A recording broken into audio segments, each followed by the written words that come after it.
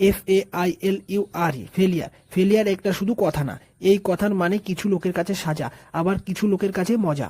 কিছু লোক ফেলিয়ার পর্যন্ত গিয়ে মরে, আবার কিছু লোক জিমে ফেলিয়ার পর্যন্ত যাওয়ার জন্য মরে। আমি 2 নম্বর ক্যাটাগরি লোকেদের মতো। আর তুমি?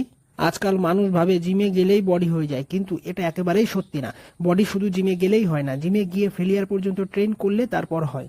শুধু জিমের ফিস দিলে, ভালো ট্রেনার রাখলে কিংবা দামি প্রোটিন নিলেই বডি হয়ে যায় না। কেননা আজকাল তো সবাই জিমের ফিস দেয়, কিন্তু সবারই বডি হয় না। বডি শুধু হাতে গোনা কয়েকজনেরই হয়।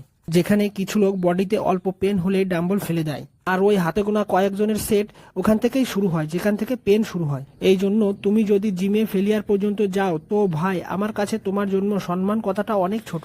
কেননা তোমার কাছে ওই জিনিস করার ক্ষমতা রয়েছে যা জিমে 90% লোকের করতে ফাটে। আর জিমে একজন ছেলে অবশ্যই থাকে যে এমন ভাবে ওয়ার্কআউট করে জিমে সব লোক দেখে বলে, আরে ও তো বডি বানানোর পেছনে পাগল হয়ে গেছে। আমাদের জিমে ওই পাগল ছেলে আমি। আমি ওয়ার্কআউট করার সময় দেখি না আমার মুখ কেমন দেখাচ্ছে, আমার চুল ঠিক আছে নাকি ঠিক নেই, আমার সামনে কোনো ছেলে নাকি কোনো মেয়ে, এই সব জিনিসে আমার কোনো ফারাকই পড়ে না।